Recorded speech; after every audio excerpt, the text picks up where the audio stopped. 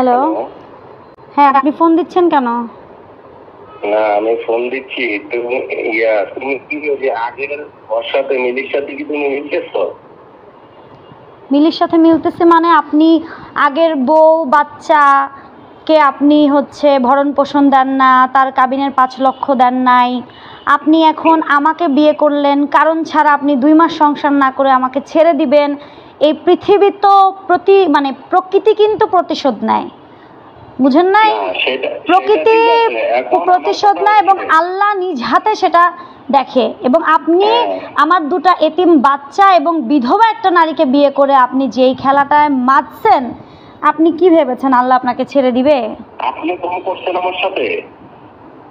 আমি বর্ষা চৌধুরী যেটা করেছি, আপনি যেই এক্সকিউজগুলো দেখাচ্ছেন, আপনাকে ফোন ধরতে দেই নাই, আপনাকে কথা বলতে দেই নাই, আপনাকে দিয়ে গাড়ি চালাইছি নতুন একটা এলাকায়, আপনি আমাকে ড্রাইভার খুঁজে দেন নাই, আমি কিভাবে গাড়ি নিয়ে মুভ করব? আপনি আমাকে দিয়ে সংসার চালাইছেন, আপনি আমাকে দিয়ে বাজার করাইছেন, আপনি আমাকে সমস্ত খরচ বহন করছি আমি বর্ষা চৌধুরী। তারপরে আপনার সাথে সংসার করতে চাইছি, আপনি আমার সন্তানদের বাবা হবেন। আর আপনি কি করলেন? আমার সন্তানের জন্য টেলিভিশন আনছি বলে আপনি বলেন যে বাচ্চাদের জন্য অনেক দরদ, আমি আমার অসুস্থ বাবাকে টাকা দেই। আপনি আমাকে বলেন অসুস্থ বাবাকে কেন টাকা দেই? আমার টাকা, আমার উপার্জন, আমি আমার বাপরে দিব না, আরেকজনের বাপরে দিব? আসলে কি জানো, হ্যাঁ, বোধা দিয়া অনেক জনে শোনা গেছে তো, এর লেগে ধর্মদের মনে কর কোনো মানবতা নাই।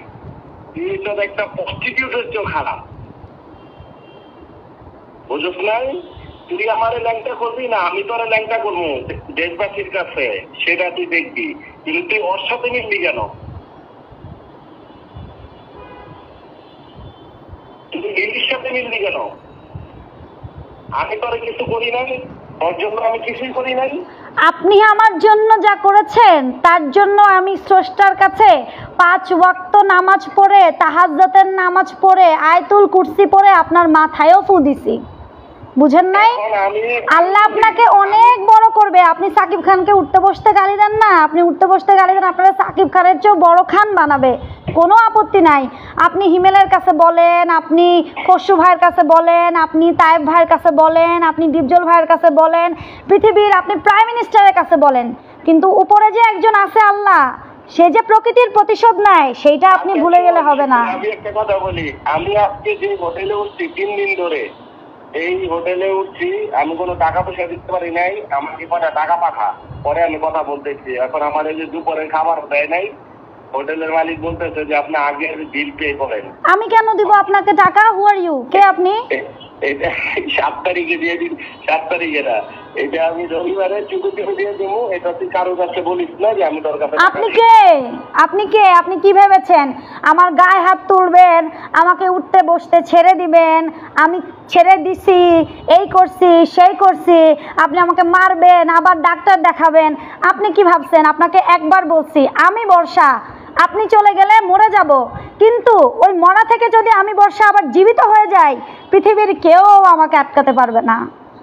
আপনি কি আমাকে মিলি পাইছেন? মিলি নিজে বলছে, আপু আপনি ছাড় দিয়েন না, আমার লাইফটা ধ্বংস করে গেছে, আপনি ওরে ছাইরেন না। আজকে যদি আপনি ওরে ছাড়েন, কালকে আরেকজনরাও করবে। তুই ওর সাথে মিলিস না, ও আমার জীবনটা শেষ করে দিচ্ছে। আপনার জীবন ও যদি শেষ করে থাকে অর্ধেক, তারপরে তো আপনি আমাকে পাইছেন, সুন্দর সংসার পাইছেন, সন্তান পাইছেন, বউ পাইছেন।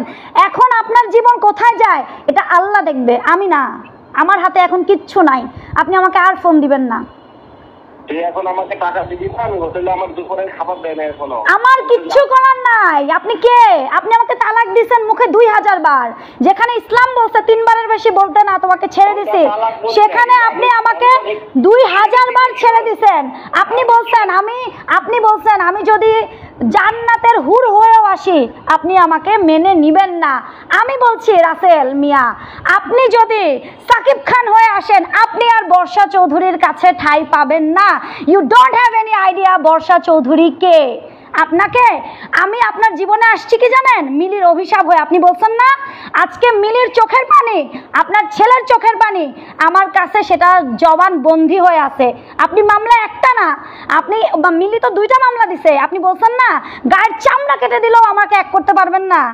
শুধু আপনি দেখেন আল্লাহ আপনাকে কোথায় নেয়। আপনি বিয়ে গোপন করে আমাকে বিয়ে করছেন, আমার গলা দেখে বিয়ে করছেন, আমার বাচ্চা কাচ্চা দেখে বিয়ে করে আপনি আমাকে যেই মানসিক টর্চার করছেন, আপনি আমাকে আর ফোন দিবেন না। Never and ever, don't call me next time Rasel Mia.